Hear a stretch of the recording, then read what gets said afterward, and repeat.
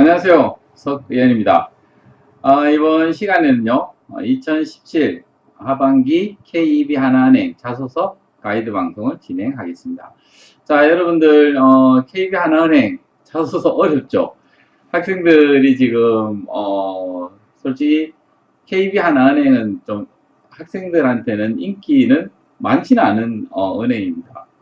왜냐하면 지난번 현장 면접에서 그렇고요.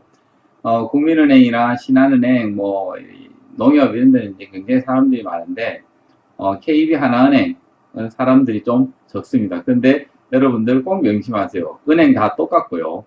어딜 들어가시더라도 여러분들 은행원으로서 다 성장하실 수 있기 때문에, 오히려 하나은행, 친구들이 사람들이 이제 별로 관심 없을 때 전략적으로 여러분들이 자소서 좀 잘 쓰시고, 그렇게 해서 공략하시면, 제가 볼 때 이제, 충분히 승산이 있다, 이렇게 이제 보여집니다. 얼마 전에 저한테 이제 전화가 왔었습니다. 작년에 이제 이 지방에 있는 학생이었는데요. 작년에 하나은행을 들어갔습니다. 그래서 이제 잘 지내냐? 라고 했더니 이제 너무 잘 지낸답니다. 그리고, 서울에 있는 이제 영업점에 근무를 하고 있는데, 본인이 있는 영업점은 이제 외환 쪽이 전문인 그런 영업점에 있답니다. 그래서 이제, 지금 그 1년도 안 된 상태인데도 불구하고 외환 업무부터 지금 시작을 하고 있다고 그러거든요. 그래서 이제 저도 굉장히 잘 됐다라고 이야기를 하면서, 그렇게 이제, 본인도 이제 그렇게 외환 전문가 쪽으로 이제 성장하고 싶다라는 이야기를 제하고, 나눴었습니다. 자, 이렇듯이요. 여러분들 은행 들어가시면, 어느 은행 들어가시나 아마 대부분 영업점에서 먼저 근무를 하시게 될 거고요. 영업점 근무하시면 다 똑같습니다. 그때부터 여러분들이 이제 전문성 익혀서 커리어를 쌓아 나가시면 되기 때문에 무슨 하나은행이다 해서 꼭 대충대충 자소서를 쓰지는 말기 바랍니다. 자, 자소서 항목 이제 본격적으로 분석해서 들어가 보면요. 1번 항목 한번 보겠습니다. KB 하나은행에 지원한 동기와 입행을 위하여 어떠한 준비를 했는지 설명해 주시고, 본인이 은행 업무에 적합하다고 판단할 수 있는 근거를 경험한 사례를 바탕으로 기술해 주십시오. 그래서 1300바이트 이렇게 줬죠. 자, 이제 이 항목부터 먼저 보시기 바랍니다. 여러분들 제가 항상 이야기하는 거지만요. 항목을 꼼꼼히 분석하는 게 가장 중요합니다. 자, 항목에서 뭘 묻고 있는지를 보면 거기 쉼표가 하나 있어요. 그러면 크게 두 파트로 나눠져 있다라고 보시면 됩니다. 하나는 뭐냐면 지원 동기와 입행을 위한 준비. 이게 이제 하나가 되는 거고요. 나머지 하나는 본인이 은행 업무에 적합하다고 판단할 수 있는 근거와 경험. 이렇게 되는 겁니다. 자, 그러면 이 1300바이트 밖에 안 되니까 대략 이제 앞부분 뭐 한 두 가지 정도 이렇게 반 정도 나누시면 될 것 같습니다. 뭐 꼭 50대 50 할 필요는 없겠지만요. 그 정도 감각으로 여러분들이 이제 이걸 두 파트 정도로 나눠서 적어주면 되겠구나. 그러면 앞에 650 바이트는 지원 동기와 입형을 위한 준비. 그 다음에 뒤에 있는 650 바이트는 이 은행 업무에 적합한 이유와 경험 뭐 이렇게 이제 적어주시면 된다라는 얘기입니다. 자, 그러면 지원 동기부터 한번 보도록 하겠습니다. 자, 지금 뭐 은행 자소서 쓰는 친구들 이구동성으로 저한테 하는 얘기 뭐냐 하면 지원 동기를 못 잡겠어요 라고 이야기합니다. 예, 못 잡을 수밖에 없죠. 왜 그렇습니까? 왜 지원 동기를 못 잡느냐 라고 하면요. 여러분들이 바로 지원하는 곳이 어떤 곳인지를 모른다는 겁니다. 지원 동기 항상 얘기하지만요. 지원 동기는 프로포즈 하는 거랑 동일하다고 보시면 됩니다. 그럼 누군가에게 결혼해달라고 프로포즈를 해야 되는데 상대를 모르는 거예요. 예, 오늘 처음 본 사람이니까 프로포즈 할 방법이 없는 거죠. 한번 생각해 보세요. 오늘 처음 봤는데 프로포즈 어떻게 하려고 말을 쓰려고 하는데 뭔 말을 해야 될지는 모르는 거예요. 딱 그 상황이 지금 여러분들에게 놓여 있는 상황입니다. 뭐 국민은행이 됐든 신한은행이 됐든 뭐 우리가 됐든 하나가 됐든 어디든 똑같습니다. 지원 동기를 쓰려고 보니까 상대를 모르고 있다는 겁니다. 그리고 학생들 전부 저한테 와서 하는 얘기가 뭐냐면 이거 어떻게 써요? 라고 합니다. 그러면 너는 무슨 경험을 가지고 있는데 어디선가에 하나은행을 만났을 것 같은데 그러면 그 만난 점을 생각해보고 한번 글을 적어보는 거는 어떻겠니? 라고 합니다. 그래도 학생들은 뭔 소린지를 몰라 하고요. 그럼 제하고 이제 보통 하나하나 찾아갑니다. 예, 해놓은 경험들 전부 다 펼쳐놓고요. 너 혹시 이때 하나은행 안 만났니? 이때 안 만났니? 뭐 얘기하다 보면 이제 뭐가 하나 턱 걸리죠. 예, 그러면 그때 너 뭘 느꼈니? 라고, 이야기를 하고요. 그러면서 이제 자소서 실마리를 풀고 지원 동기를 적어 나가게 되는 겁니다. 자, 지원 동기, 여러분들 프로포즈 꼭 기억을 하시고요. 이 KEB 하나은행의 매력 포인트를 적어 주셔야 됩니다. 그래야지만 지원 동기가 지원 동기처럼, 적히게 되는 겁니다. 좀 조심하셔야 되는 게 뭐냐면요. 하나은행을 잘 모릅니다. KB 하나은행을 모르다 보니까 여러분이 주로 쓰는 전략이 뭐냐 하면, 남의 걸 갖다 쓰는 거죠. 남의 것은 어떤 것이냐면, 그냥 신문에 나오는 내용을 적어요. KB 하나은행은, 뭐, 외환은행과 하나은행과 외환은행이 합병된 은행으로, 뭐, 글로벌로 강하고, 뭐, 해외 지점이 몇 개가 있고, 뭐, 총 자산이 얼마라는 등, 그래서 나 하나은행 갑니다. 라고 적으면, 예, 이건 무슨 진짜로 그 상대방의 어떤 스펙만 나열해 놓고 난 너하고 결혼할래 라고 이야기하는 거와 동일합니다. 예, 말이 안 되는 거죠. 그러다 보니까 여러분들 그런 부분들 굉장히 좀 조심해서 작성을 하셔야 된다는 겁니다. 실제로 작성 예시들을 한번 볼까요? 실제로 작성 예시 한번 보시면 이 자소서를 부탁해 76페이지 한번 보시기 바랍니다. 워낙 이제 어려워하는 지원 동기다 보니까 아예 다 모아놨습니다. 모아놔서 76페이지에 KB 하나은행이 나옵니다. 자, 그러면 KB 하나은행 이제 한번 보시면 첫 번째 예시일이 나와 KB 하나은행의 하나댐 이렇게 되어 있습니다. 자, 그러면 이 친구 뭐냐면요. 한번 보세요. 대학 4년간 지금 응원단장을 했었습니다. 응원단장을 했고, 그러면서 이제 항상 발로 뛰어다니는 KB 하나은행 여기에 매료됐다라고 되는 겁니다. 자기도 굉장히 활동적이고 KB 하나은행이 굉장히 활동적인 이런 모습에 매료가 됐는데, 그래서 제가 물어봤죠. 그럼 그거 어디서 봤니? 활동적인 거 했더니 이제 그 뒤에 나온다는 겁니다. 뭐라고 나오냐 하면 이미 통합 멤버십 시장을 선도하고 있음에도 업그레이드 버전과 해외 진출을 통해서 또 다른 변화를 시도하는 모습. 자, 이런 모습들이 자기는 하나은행의 매력 포인트다라는 겁니다. 그래서 거기 앞부분에 나오듯이 에너지 넘치는 저는 미래를 내다보고 항상 발로 뛰어다니는 KB 하나은행이 좋더라. 그거 멤버십 여기에서 나는 봤다라고 한다는 겁니다. 자기 이야기를 적으셔야 됩니다. 자소서에서 제가 항상 강조하는 게 뭐냐면요. 지금 학생들하고 굉장히 상담을 많이 하고 있는데, 자소서를 쓰시면 안 됩니다. 그 소설 쓰지 마시고요. 그냥 자소서를 쓰면 됩니다. 여러분의 자소서, 여러분의 이야기를 중심으로 해서 전부 다 풀어나갈 수 있어요. 이때까지 저하고 이야기하면서, 문항을 못 채운 애들은 하나도 없습니다. 다 자기 이야기를 가지고 문항을 채울 수 있고요. 여러분들이 그런 거 연습을 하셔야 된다는 겁니다. 자, 어쨌든 간에, 하나은행 에너지 넘치는 거, 이런 거 보고 자기는 이제 하나은행에, 지원한다라고 되어 있습니다. 자, 그 다음에 이제, 또 보시면요. 예시 2번 한번 보세요. 진정한 1등은행. 자, 진정한 1등은행 어디서 이제 봤니? 라고 물어봤더니 이 친구의 핵심 키워드는 뭐였었냐면 미래금융이었습니다. 그래서, 이 다가오는 미래금융을, 모습을 보면서 KB 하나은행이 진정한 1등은행이라는 거, 리딩뱅크라는 거 알게 됐다라고 얘기하는 겁니다. 그래서 첫 번째가 소통의 달인.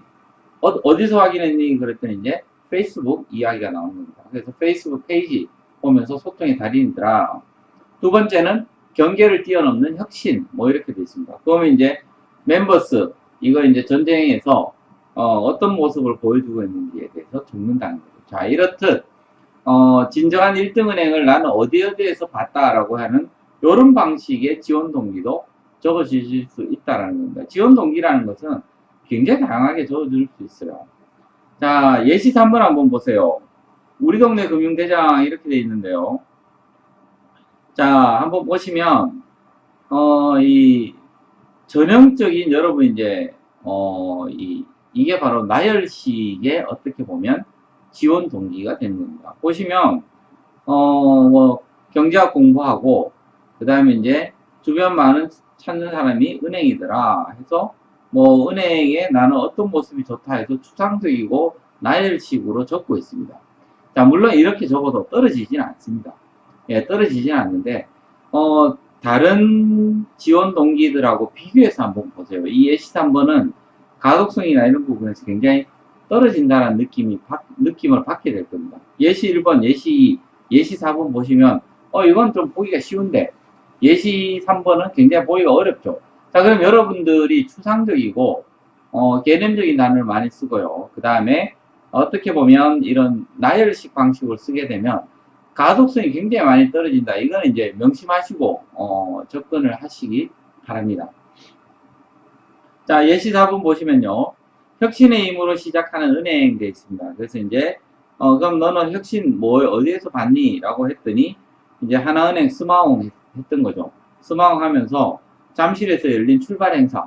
이제 그 홍보대사 일을 하면서 이때 이제 2015년 아마 통합법인으로서 잠실 이제 행사가 있었었겠죠. 그때 이제 행사에 같이 가서 보면서 이 느꼈던 내용들 중심으로 하나은행 정말 이런 점이 난 너무 좋더라 해가지고 하나은행의 지원 매력 포인트를 붙잡고 지원 동기를 적어준 겁니다. 자, 이 예시들 보시면요, 여러분들 아이디어를 좀 얻으실 수 있을 거예요. 자, 이 아이디어 얻으면 이 자소서를 부탁해라는 책은 어쨌든 간에 여러분들이 좀 쉽게 자소서를 접근할 수 있도록 제가 만들어 놓은 거니까 거기에 맞춰서 여러분들이 좀 아이디어 얻을 것들을 빨리 얻고 시간을 줄이라는 겁니다. 뭐 이걸 뺏기라는 게 아니고요. 시간을 줄이고 아이디어를 얻고 여러분의 이야기를 조금이라도 쉽게 풀어낼 수 있는 도구가 되지 않겠나라는 생각이 듭니다. 자, 두 번째 보시면요. 1-2 입행을 위한 준비 이렇게 되어 있습니다. 입행을 위한 준비 보시면요. 지금 아마 그 우리은행 자소서 쓰시면서 입행을 위한 준비 이런 거 지금 고민하고 계실 것 같습니다. 비싸게 쓰시면 돼요. 분량도 뭐 크게 차이 안 나고요. 그 방법대로 그냥 쓰시면 됩니다. 자, 그러면, 어디에서 이제 여러분 아이디어 얻을 수 있냐면요. 딴 쪽하고 예전에 나왔던 자소서들은 좀 바이트가 많았습니다. 자, 바이트가 많아서 지금 나오는 것처럼 이렇게 좀 임팩트 있게 짧게 적는 자소서 이제 샘플들이 잘 없어요. 그래서 여러분 어디 이제 참고하시면 되냐 하면 78페이지 보시면 됩니다. 대구은행 자소서인데요. 대구은행이 이제 지원 동기, 지금 하나은행의 이 질문 항목하고 거의 흡사합니다. 보시면 대구은행 지원 동기와 입행을 위해 노력한 내용들을 적어달라고 되어 있습니다. 그러면서 700자 정도를 줬죠. 그래서 1300바이트랑 700자가 거의 비슷합니다. 그러면 78페이지 예시 1번이랑 79페이지 예시 2번이 여러분들 하나은행 1번 항목을 쓰기에는 가장 괜찮은 샘플이니까 이런 내용들, 이런 방식, 형식으로 자소서를 접근하면 되겠구나라고 이제 생각하시면 됩니다. 그러면 입행을 위한 준비 한번 보시면요.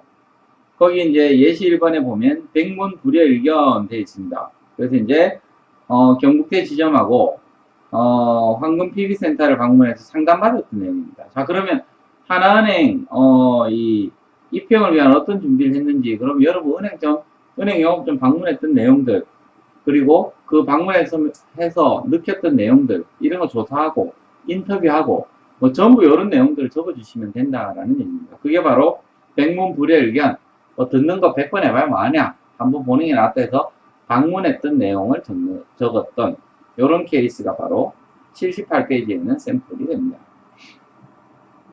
자, 그 다음에 예시 2번 한번 보시면요. 예시 2번 뭐냐 돼 있으면 한계감동 체증의 법칙 해가지고 고객 감동을 실천한 내용을 밀어넣고 있습니다. 자, 이건 에피소드 형태로 가는 거죠. 자, 그러면 두 개를 보세요. 하나는 그냥 약간은 여러분들은 좀 나열식이라고 생각하는 예시 1번에서는 어디를 방문해서는 어떤 것을 배웠고 어디 방문해서는 어떤 것을 배웠다 해서 약간의 나열식 방식을 적은 게 예시 1번이고요. 예시 2번은 뭐냐 하면 바로 고객 감동 실천한 내용, 에피소드를 밀어넣고요.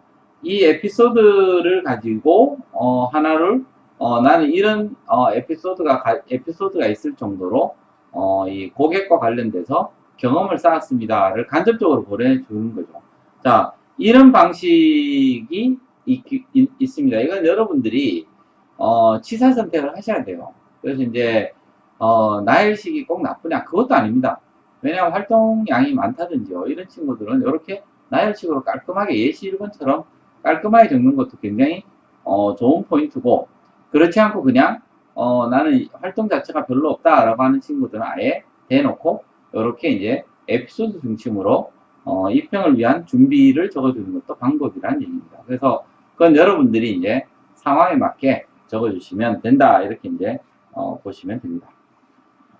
자, 이제 2번 보시면요. 은행 업무의 적합성과 경험 이렇게 됐습니다. 그러면 본인이 은행 업무에 적합하다고 판단할 수 있는 근거, 이걸 이제 경험을 사례로 이제 구체적으로 적어달라고 되어 있습니다. 그러면 왜 은행 업무에 적합하냐라고 하면, 여러분들이 이제 보통 은행 업무에 적합한지 안 한지를 파악하려면요, 은행 업무에 대한 이해가 선행돼야 된다는 얘기입니다. 그래야 뭘 쓸 수가 있죠. 근데 여러분들 제가 이제 상담을 하다 보면 굉장히 다양한 이 경험을 많이 가지고 있는 친구들도 전부 지금 뭐로 접근하고 있냐면 은행하면 무슨 텔러로 다 접근하고 있습니다. 자, 그게 아니고요. 은행은 업무가 굉장히 많습니다. 뭐냐면 이 지점 영업도 있는 반면에 이 리스크 관리 파트도 있고요. 뭐 홍보나 인사부 같은 부서들도 있습니다. 심사부 같은 것들도 있고 아주 다양하게 많습니다. 자, 그러면 여러분들이 내가 어디에 가장 은행 업무들 조직도를 펴놓고 보세요. 그럼 오늘 하나은행 홈페이지 들어가셔가지고 조직도라는 게 있습니다. 그럼 조직도를 보시면 그 수없이 많은 부서들하고 나는 어디가 제일 잘 맞을까? 그걸 생각하신 다음에 그러면 은행 업무에 적합하다고 판단할 수 있는 근거를 적어주시면 된다는 겁니다. 그럼 여러분들 중에 정말로 마케팅 쪽을 많이 대학 다닐 때 했다라고 하면 마케팅 관련 이 업무들이 나한테 맞다라고 이야기하시면 된다는 얘기입니다. 왜냐하면 은행에도 마케팅 부서가 따로 있거든요. 자, 그럼 여러분들이 일단 첫 번째 이제 하셔야 되는 게 뭐냐면 은행의 업무를 파악하세요. 그건 하나은행의 이 조직도를 보시면 제일 빠릅니다. 두 번째 뭐냐면요, 여러분에 대해서 파악하시기 바랍니다. 여러분에 대해서 파악할 때는 세 가지 관점에서 보시면 됩니다. 보통 이제 사람에 대해서, 제가 이제 HR 쪽 오래 있었는데요, HR에 대해서 이야기하게 되면 지식, 스킬, 태도, 이 세 가지 측면을 주로 봅니다. 그래서 지식적인 측면, 그럼 내가 지식적인 많이 가지고 있는 사람인지, 아니면 스킬, 실제 업무 경험이 많은 건지, 아니면 태도, 난 정말 열정이라든지 도전이라든지 이런 태도적인 측면이 많은 건지, 여러분들이 어디에 많은지를 보시고, 그리고 그 각 부서들이 어떤 사람을 원할지를 한번 생각해 보시면 됩니다. 그럼 그 두 개를 연결시켜주면 여러분 자소서 크게 어렵지 않게 쓰실 수 있거든요. 이제 다시 말씀드리면 첫 번째 은행 업무에 대한 이해, 그거는 이제 조직도로 확인하고, 두 번째는 여러분에 대한 이해, 그건 여러분들이 지식, 스킬, 태도로 경험을 한번 나열해 보시면 내가 어디에 좀 강점이 있다 나오게 될 겁니다. 그렇게 해서 스토리를 짜시면 가장 무난하게 짜실 수 있을 것 같습니다. 자, 2번 항목이 이제 여기서부터는 좀 굉장히 생소한 항목으로 들어갑니다. 이런 것 때문에 이제 많이 어렵다 그러죠. 한번 보시면 성격, 적성, 인간관계 등 본인이 극복하려고 노력하였으나 아직 극복하지 못한 것은 무엇이며 극복하지 못한 이유에 대해서 사례를 바탕으로 구체적으로 기술해 달라. 예, 이제 취준생들 멘붕 왔습니다. 왜냐하면 여지껏 자소서를 썼던 친구들이 이제 이런 걸 못 쓴다는 얘기입니다. 이때까지 용별증가만 썼죠. 자소서에다가. 그러니까 나는 모든 걸 잘하고 항상 착하고 이 밝은 면만 가지고 긍정의 에너지가 넘치는데 극복 못한 건 없었어요. 모든 게 극복이 다 됐었는데 자소서에 대놓고 이제 하나은행에서 묻는 건 뭐냐면 그런 자소서가 얼마나 지겨웠겠습니까? 한번 생각해 보세요. 인사부 직원들이 뭐 어벤져스도 아니고요. 극복 못하는 게 없는 친구들, 이런 친구들 보면서 인사부에서도 이제 질렸다는 내용이고요. 그래서 아예 항목을 이렇게 낸 겁니다. 아예 너의 이야기를 들려달라. 사람이 극복 못하는 건 다 하나씩 있거든요. 예, 그런 것들이 뭔지, 그래가지고 그래도 어떻게 극복하려고 좀 애를 쓰고 있는지 이런 거 한번 적어달라고 좀 이야기했습니다. 자, 이제 그러면요, 여러분 여기 보실 때, 이 극복의 대상 한번 보세요. 극복의 대상이 지금 위에 앞에 예시를 들어줬습니다. 성격, 적성, 인간관계. 자, 그러면 한번 생각해 보세요. 성격은 어떤 게 있는지. 뭐, 많죠. 극복을 못하는 성격 어떤 게 있죠? 예. 성격, 게으른 거? 예, 게으름. 극복 못하는 성격일 수 있습니다. 예. 그래서 이제, 여러분 이제 고민이 엄청나게 들어갈 겁니다. 게으르다고 쓰면 은행에서, 안 뽑으려고 그러겠죠. 그럼 여러분 또 뭘 적죠? 꼼꼼함. 극복 못한 성격이 꼼꼼함이라고 적습니다. 그래서, 예, 맨날 이제 여러분 약점 쓰듯이 쓰는 게 있죠. 왜? 너무 꼼꼼해서 시간이 오래 걸린다. 그래서 꼼꼼한 게 극복 못했다. 그래 놓고 한번 생각해 보세요. 꼼꼼한 걸 극복 못했다라고 하면, 그게 말이 되는 건지, 예, 좀 또라이 같은 소리로 들리죠. 그러면 안 맞다는 얘기입니다. 그러면 진솔하지 않다고 받아들이고요. 상대방은 그런 자소서에 전혀 반응하지 않습니다. 그러면, 이 친구는 그냥 굉장히 목적을 중심으로 목적만 얻을 수 있으면 어떤 소리든 하는 친구구나라고 오히려 받아들여져서 매력이 떨어진다. 이렇게 이제 보시면 됩니다. 그럼 극복 못한 것들은 뭐 또 어떤 성격들이 있냐면요. 좀 부정적으로 바라보는 친구들이 있습니다. 좀 비판적이고 부정적인 성격들이 있죠. 예, 그거 적어주세요. 자기가 맨날 어떤 거에 있어서 좀 일단 삐딱하게 보는 거 있으면 적어주셔도 됩니다. 아니, 그게 뭐 극복 못한 거 어떡합니까? 그 밝은 게 잘 안 보이는데요. 일단 어떤 사물을 보면 어두운 게 먼저 보이는데, 그럼 뭐, 어떤 식으로 난 밝은 걸 본다라고 보고 싶어 한다라고 이제 적어주시면 된다는 얘기가 됩니다. 적성 같은 게 어떤 게 있을까요? 적성 같은 거는요, 이건 그냥 뭐 무슨 여러분들 전공 이런 게 아니고요. 제가 볼 땐 그런 겁니다. 콤플렉스 같은 거. 생각해 보세요. 지금 적성도 많습니다. 제가 이제 뭐, 이 적성만 하더라도 거의 한 7, 8개가 넘게, 그냥 잠깐 앉아서 생각해도 7, 8개 넘게 나오는데요. 그 중에 하나가 여러분 콤플렉스 같은 것도 있다는 얘기입니다. 어떤 거에 대한 콤플렉스, 그거는 성격도 아니고, 생각해 보세요. 인간관계도 아니죠. 그럼 이런 것들이 이제 적성으로 들어간다는 겁니다. 그래서 내가 이제 컴플렉스 어떤 걸 가지고 있고 그걸 이제 극복 못했고 그 이제 사례로 이제 적어달라 이렇게 이제 되는 겁니다. 자, 그 다음에 세 번째 뭐 예시 들어준 거 뭐 인간관계 이런 거 있죠. 그럼 인간관계 이런 게 이제 극복 못하는 게 어떤 게 있을까요? 예, 뭐 맨날 친구랑 싸워서 다시는 안 본다. 지금 이런 게 인간관계로 극복 못한다라고 하는데 제가 볼 땐 그건 좀 아닌 것 같죠. 여러분들 이제 문항을 자세히 보면 생각을 얼마나 깊게 하는지에 달렸다라고 보시면 됩니다. 제가 볼 때는 어쩌면 세대 차이, 예, 세대 차이 같은 게 이제 이 극복 못한 인간관계 될까요? 예, 됩니다. 다양성을 바라보는 차이 이런 것도 됩니다. 예, 동성애를 바라보는 차이 이것도 견해 차이가 있겠죠.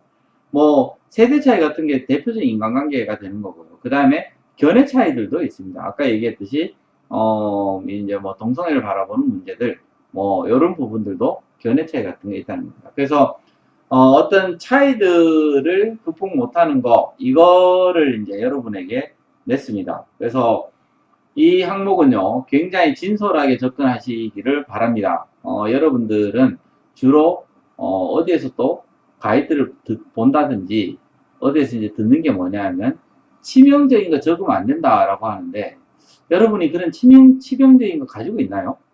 예, 치명적인 거 있는 사람이 있어요. 어떤 사람이냐면 주로 히키코모리가 이제 대상이 됩니다. 왜냐하면 치명적인 사람들은요 친구가 없습니다. 어떤 이런 치명적으로 어떤 이 자기의 단점이나 약점이나 극복 못한 점들이 있으면요 그런 사람들이 이미 사회에서 어느 정도 좀 혼자 지내게 되어 있다는 거죠. 자, 여러분이 나는 친구들이 좀 많다라고 하면 다 다른 사람이랑 비슷하다는 얘기입니다. 그러면 극복 못하는 것도 각양각색일 거예요. 그걸 그냥 적어주시면 됩니다. 자, 극복 못한 이유가 이제 또 적어줘야 되는데 어렵죠. 자, 보통 어떤 것들 때문에 극복을 못하나요? 그러면 어떤 것들을 하면 극복하는지를 보면 됩니다. 그러면 그게 없기 때문에 나 지금 극복을 못하고 있다. 이렇게 되는 거죠. 그러면, 사람이 이제 어떤 상황일 때 극복을 하느냐, 이제 보면요. 예를 들어서, 이 확실한 목표의식이 있을 때, 명확한 목표가 설정이 되어 있으면 사람 극복할 수 있습니다. 일단 참을 수 있죠. 예. 그러면 극복 못한 이유가 목표가 없어가지고 목표의식 부재 이런 게 극복을 못한 이유일 수도 있습니다. 그 다음에 또 어떤 게 있냐면요. 타인과 이제 교류하지 않는 거죠.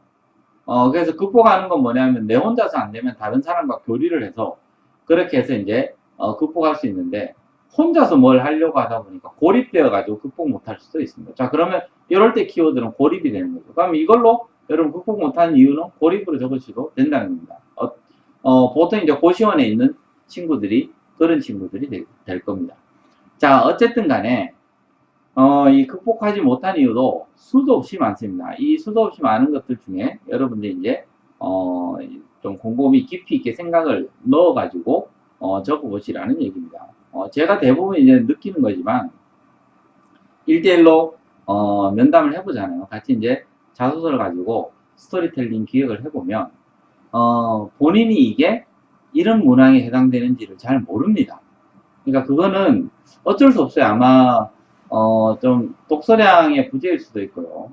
아니면 경험의 부재일 수도 있습니다. 그래서 이제 그거는 어쩔 수 없는데 이제 제가 항상 하는 얘기는 뭐냐면 생각의 깊이를 자소서에 좀 담으셔야 된다는 얘기입니다. 그냥 에피소드를 달랑 적을 게 아니라 생각의 깊이를 담으려면 고민을 좀 깊게 하셔야 된다는 얘기입니다. 깊게 하시면 자소서 차별화되고 그러면 충분히 여러분들 자소서 완성시킬 수가 있다 이렇게 이제 보여집니다. 자, 3번 항목 한번 볼까요? 이것도 이제 취준생들을 멘붕에 빠뜨리는 멘붕 유발자죠. 3번 항목이 본인에게 가장 큰 영향을 준 문학, 예술작품 해놓고 도서, 미술, 음악 등은 무엇이며 어떤 영향을 받았는지 인문 사회학적 관점에서 설명해 주십시오. 예, 자소서를 써야 되는데 이제 갑자기 음악 듣고 미술을 봐야 됩니다. 예, 책을 볼 엄두는 도저히 안 나고요. 뭐 미술은 예를 들어서 보기는 봤어요.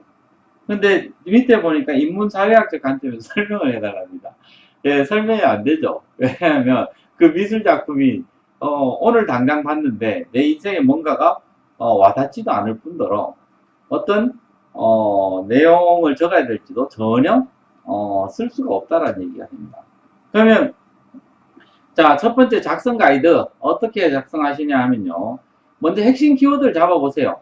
핵심 키워드를 한번 잡아보시면 뭐 일단 작품을 선정하시기 전에 키워드를 잡아보시는 게 좋습니다. 핵심 키워드 뭐냐 하면 뭐 열정, 도전, 긍정적 사고, 뭐 창조적 파괴, 그 다음에 열린 사고, 다양성, 뭐 기본에 충실, 뭐 책임, 뭐가 됐든 좋습니다. 자, 이런 핵심 키워드들을 쭉 잡아보시고요. 여러분이 떠오르는 예술작품들 한번 생각을 해 보시기 바랍니다. 자, 그러면 그 핵심 키워드에 해당하는 이 책이나 이 예술작품들 한번 검색을 통해서 한번 해 보시고요. 그 다음에 이제 마지막으로 인문학적 관점에서 여러분의 깊이 있는 견해, 소양들을 적어주시면 된다는 얘기입니다. 흡사 이런 거죠. 영화를 보고 나서 영화에 대한 평을 적어달라 지금 이렇게 이야기하고 있습니다. 그럼 여러분들이 이제까지 잘못해왔던 건 뭐냐 하면 영화 줄거리를 적어주고 끝을 냈었죠. 그게 이제 주로 여러분 자소서를 보면 많이 있는 에피소드형 자소서입니다. 온갖 에피소드만 있고 내용은 없어요. 깊이 있는 의견은 없습니다. 근데 이제 이 하나은행에서 지금 대놓고 묻고 있는 건 뭐냐 하면요. 영화 줄거리 쓰지 말고 영화 봤으면 영화에 대한 너의 생각 적어줘. 지금 이렇게 나오고 있습니다. 그러니까 영화평을 적으려고 하니까 굉장히 힘들어지는 상황이 되는 겁니다. 자, 그러면 예를 들어서 이제 작성 예시를 한번 보면요. 만약에 이제 이거를 어떻게 할까 했는데 뭐 작품을 읊어줄까 이것도 지금 감당이 안 될 것 같고 그래서 그냥 제가 여러분이면 어떻게 쓸까를 아마 알려주는 게 제일 좋을 것 같습니다. 자, 제보고 이제 만약에 책을 선정하라 그러면 가장 큰 영향을 주었던 책들이 꽤 있긴 한데요. 그 중에 기억나는 게 뭐냐면 만약에 분노의 포도를 잡아왔다라고 합시다. 예, 존 스타인백의 책입니다. 존 스타인백 책이고요. 책이 그렇게 조금 두껍긴 합니다. 근데 뭐 그렇게 양이 많지는 않아요. 그 내용이 뭐였었냐면요. 대공황 때 이야기가 되는 겁니다. 대공황 때에 이제 오클라호마 그 책에 보시면요. 오키라고 부릅니다. 오키들 좀, 오키는 오클라호마 사람을 좀 낮추어서 부르는 이야기가 되는 거죠. 이 오키들이 그 집 이름이 조드 일가였었습니다. 그래서 이제 조드네 가족이 논 밭 다 이제 뺏기는 거죠. 은행에 뺏기는 겁니다. 은행에 뺏기고 이제 트럭에다가 할머니부터 애들까지 다 싣고 이제 이 머나먼 캘리포니아로 떠나는 과정이 이제 실려 있습니다. 그 소설에요. 그래서 이제 도착했던 꿈의 땅 캘리포니아도인이 전부 다 땅 주인이 있는 거죠. 땅 주인이 있어서 이제 그 넓은 땅이 펼쳐져 있는데도 불구하고 이 야채조차 못 심어서 이제 거기에 그 당시 이제 뭐를 심었습니다. 그게 시금치였는지 아니면 상추였는지 아니면 감자였는지 모르겠는데요. 그 밭에다가 심습니다. 왜냐하면 땅이 놀고 있으니까. 그래서 땅이 놀고 있는 땅에다가 이제 씨앗을 뿌리고 심는데 결국 그걸 또 뺏기게 되는 겁니다. 뺏기게 되는 이게 뭐냐 하면 아니 땅에 이 자연 땅이라는 것도 자연이 준 건데 거기에 내가 어떠한 잘못한 것도 없는데 왜 나한테 이러냐라는 게 어떻게 보면 그 소설의 전체에 흐르는 부분입니다. 금융의 모습하고요. 대공황이라는 그런 극단적 상황에서 사람이 어떻게 살아가는지에 대한 모습이 적나라하게 나와 있었습니다. 저야 은행원이었기 때문에 이런 책을 솔직히 좀 제가 은행 들어오고 나서 책을 읽었던 이 책이었습니다. 그건 저한테는 굉장히 많이 와닿았었어요. 그래서 보통 약탈금융이라고 이야기를 많이 하죠. 이 약탈금융에 대해 가지고 좀 생각했던 부분이기도 하고요. 어쨌든 간에 저는 그런 이 느낌을 받았습니다. 자, 그러면 만약에 이제 그렇게 되면 이 분노의 포도에 대해서 쓸 거고요. 어떤 영향을 받았는지라고 하면 이제 은행원이라는 제 직업에 대해서 이제 다시 돌아와 보는 거고요. 인문사회학적 관점에서 설명하는 것은 뭐냐 하면 바로 아까 얘기했죠. 약탈금융에 대한 내용. 그리고 어떻게 보면 나눠 가져야 되는 땅이라는 것에 대한 의미. 이런 것들이 전부 다 솔직히 땅은 주인이 있긴 한데 그렇다고 해서 놀고 있는 땅에 뭐 씨앗 심어서 뭐 캐 먹는 것까지 이게 모두 불법으로 되어 있는 것까지 옳은 거냐 이제 이런 것까지 생각해보는 그런 소설책이었습니다. 이게 이제 저 같으면 그렇게 들었을 거고요. 아니면 만약에 예술 작품을 들으라라고 하면 저도 뭐 미술을 굉장히 좀 좋아하고 자주 이제 봤던 사람이 하지만요. 가장 충격적이었던 거는 뭐냐 하면 저한테 가장 영향을 끼쳤던 것은 아마 캐테 콜비치였던 것 같습니다. 그래서 캐테 콜비치 여러분 아마 제가 뭐 또 고객 얘기하면 전부 다 또 그거 적을 것 같아서요. 아예 들고 온 게 캐테 콜비치 들고 왔습니다. 아무도 잘 모르죠. 예, 잘 모르실 겁니다. 이 독일의 판화가예요. 그래서 여러분 보시면 알 겁니다. 이 보면 굉장히 이제 거친 이 판화 선으로 이제 해놓은 이 판화화가이기도 하고요. 그 다음에 이제, 이 일반 그냥 화가이기도 한데, 제가 이제 굉장히 좀 인상이 깊었던 이 그림 제목이 뭐였었냐면, 씨앗들이 짓이겨져서는 안 된다라는 게 있습니다. 그래서 이 어머니가 아이들 여러 명을 이렇게 팔로 감싸고 있는 그런 겁니다. 그러니까 이 캐테 콜비치 자체가 굉장히 좀 불운한 삶을 살았죠. 그래서 아들은 이제 1차 대전에 잃고요. 가장 큰 손자를 또 2차 대전에 잃습니다. 그래서 이제, 그런 가족사들 때문에 이 반전에 대한 이야기들을 굉장히, 진하게 그림으로, 냈던 겁니다. 그래서, 그 당시 이제 대놓고 얘기했던 게 뭐냐 하면, 우리가 전쟁에 내보내려고 애를 낳은 건 아니다라고 이야기를 합니다. 그래서 이제 여러분들이 그 그림을 보시면 아마 느낌 오실 거예요. 아, 이런 그림이었구나, 라고, 이제, 캐테 콜비치 한번 찾아보시기 바랍니다. 그래서, 솔직히 뭐 예술이라는 게 그렇죠. 여러분도 뭐, 이 아름다운 것만 있는 건 아닙니다. 그래서 뭐 영향을 줬다 해서 또 여러분들 전부 다 뭐 아름다운 것만 쓸 수 있을 것 같은데요. 그래서 이제, 뭐 이런 말도 있지 않습니까? 미술에서 아름다움 추구하는 것은 삶에 대한 위선이다. 뭐 이런 얘기도 있습니다. 그래서, 굉장히 거칠고, 그 다음에, 사람에 대해서 영감을 주는 것은 그 아름다움 쪽하고 또 거리가 있을지도 모릅니다. 어쨌든 제보고 쓰라고 그러면 그렇게 쓸 거예요. 책을 적으라 그러면 분노의 포도를 적었을 거고요. 그림을 적으라고 했었으면 아마 캐테 콜비치의 씨앗들이 더 이상 진리게 돼서는 안 된다. 이렇게 이제 적었을 것 같습니다.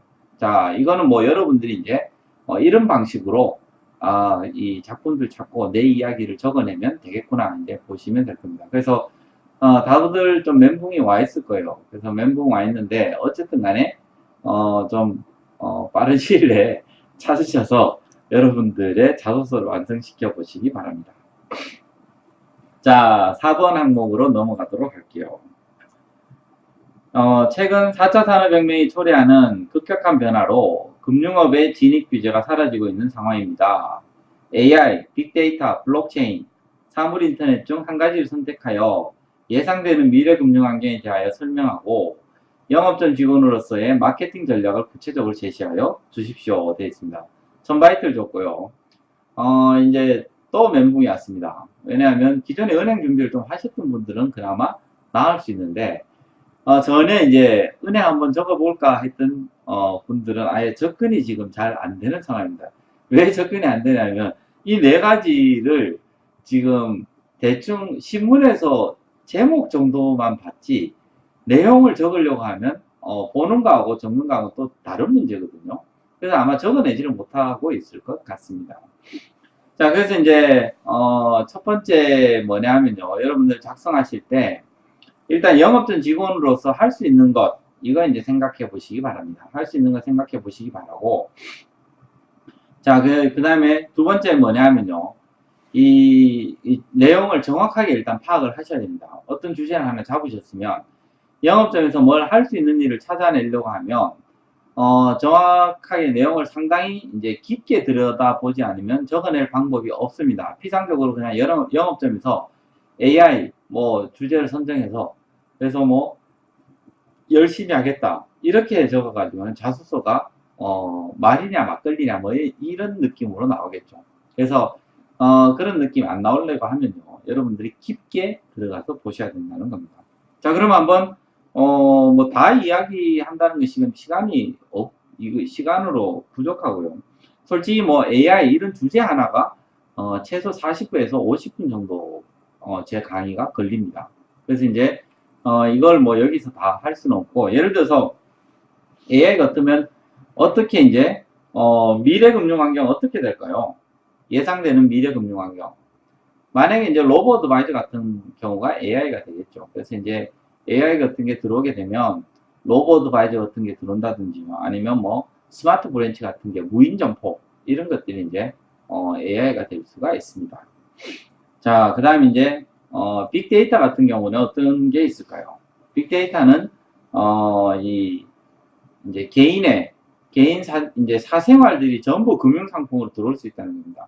자, 보험상품이 이런 게 굉장히 강하죠. 뭐냐면 실제로 이제 여러분들이 운전을 하는데 운전자 보험 지금이야 뭐 나이가 얼마냐 결혼했느냐 뭐 이거 부부 한정이냐 뭐 이런 거 가지고 보험료를 채팅하고 있는데요. 이제 만약에 이 빅데이터가 보험 영업으로 보험 산업 안으로 이제 들어오게 되면 어떻게 되냐면 이 자동차 운전을 할 때요 얼마나 이제 자동차 가속 페달 자주 밟는지 브레이크 자주 밟아야 되는지 차선 변경을 하는지 이제 뭐 이런 것들이 전부 다 데이터 잡히면서 이제 보험료가 달라진다는 얘기입니다. 그래서 이제 이런 부분이 빅데이터가 금융에 들어오게 되면 예상되는 미래라고 보시면 됩니다. 세 번째 블록체인 있죠. 블록체인 뭐냐면요. 이 분산형 이제 장부 기술이 되는 겁니다. 지금 은행 생각하시면 지점이 왜 있느냐라고 보시면 됩니다. 지점이 왜 있느냐 하면요. 중앙 집중형 시스템이기 때문입니다. 자, 이게 무슨 소리냐.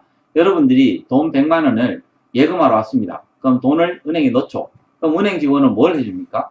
통장에다 100만 원을 찍어줍니다. 은행 직원이 해주는 거는 뭐냐면요. 은행의 전산이라고 하는 중앙 시스템에다가 여러분의 거래 기록을 남겨놓는 작업을 해준 겁니다. 그게 지금 은행 직원이 영업점에서 해주고 있는 거예요. 자, 대출을 1000만 원 받으러 왔습니다. 그러면 은행에서 돈 1000만 원을 여러분 통장에 넣어주게 되는 겁니다. 자, 이건 무슨 소리냐면요. 은행 직원이 여러분의 대출 받아간 기록을 은행 중앙 서버에다가 1000만 원이라고 기록해 주는 겁니다. 자, 이런 기록이 이제 중앙 시스템 방식의 기록 방식이 되는 겁니다. 그러면 지점은요, 어떻게 보면 기록을 위해서 있는 곳이라고 보시면 됩니다. 자, 그럼 블록체인 기술이 극단적으로 발달하면 어떻게 되느냐? 지점이 다 사라진다는 겁니다. 지점이 다 사라지고요. 이 관리하는 중간에서 기록을 관리하는 사람이 다 사라지게 된다는 겁니다. 그러면 이 블록체인 기술은 지금 은행에 있어서 굉장히 중요한 기술이고, 여러분들 어떻게 보면 은행원들의 미래가 달려있는 기술이기도 합니다. 자, 어쨌든 간에 이 블록체인 기술이 들어오게 되면 제가 볼 때 뭐 은행 지점 다 사라지겠죠. 그럼 은행 지점 사라지는데 영업전 직원 마케팅 전략 뭐 쓰기가 쉽지는 않을 것 같습니다. 어쨌든 간에 블록체인 가지고도 한번 이리저리 생각해 보세요. 이 은행 지점이 사라진다 이런 식으로 접근하지 마시고요.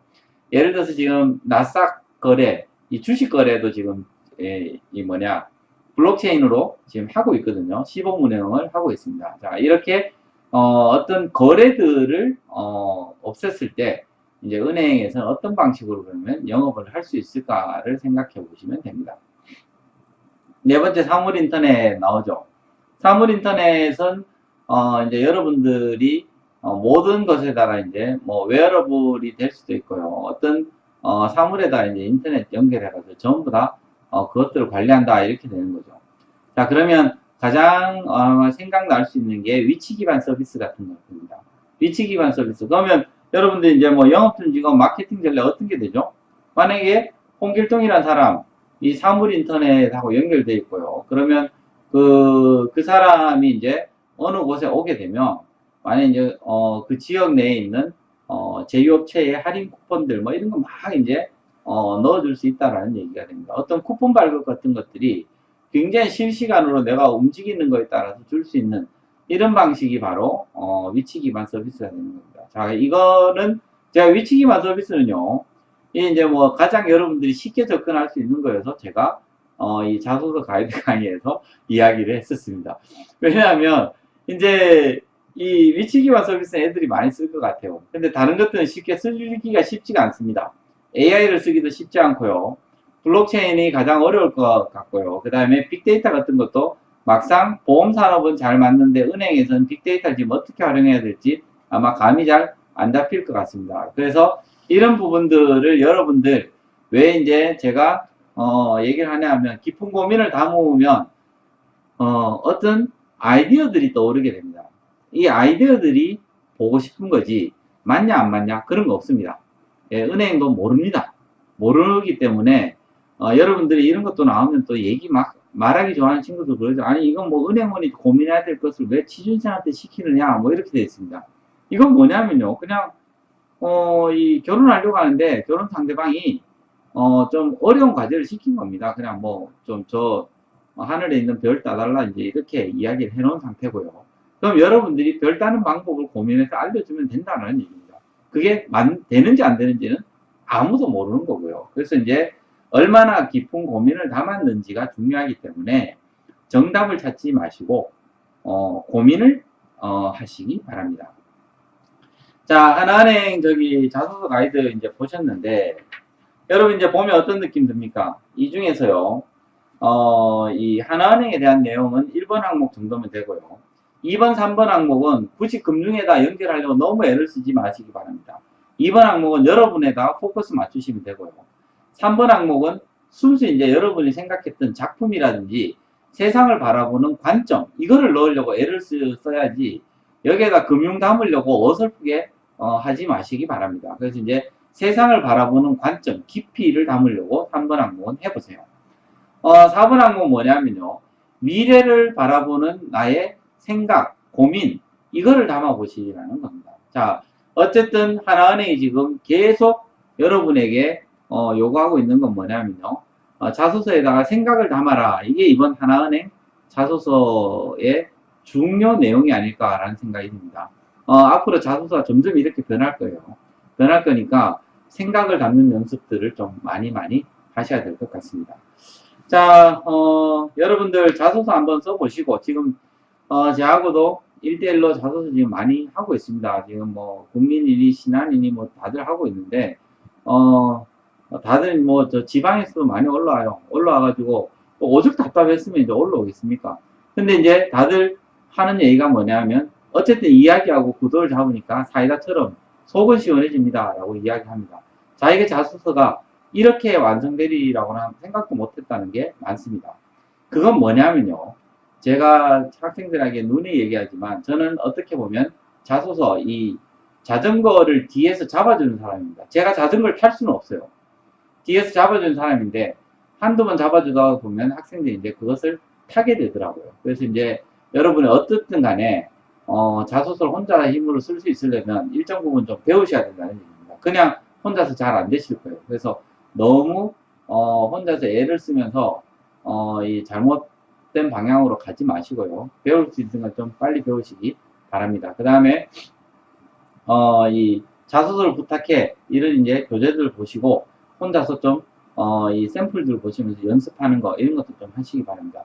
너무 저기 인터넷에 돌아다니는 소위 말해서 좀 가치가 없는 정보들에 대해 가지고 너무 이 시간 낭비하지 마세요. 제가 볼 때 그거 굉장히 아깝습니다. 여러분 지금 자소서를 막 어떻게 보면 공장에서 물건 찍어내듯이 지금 자소서 적으셔야 되는데 지금 그 인터넷 돌아다니는 어떤 이 잘못된 아니면 좀 가치가 없는 이런 정보들에 너무 많은 시간을 뺏기는 것 같습니다. 어쨌든 간에 여러분들 하나은행 자소서 잘 쓰시고 꼭 합격하시기 바랍니다. 제 수업은 여기에서 마치도록 하겠습니다. 감사합니다.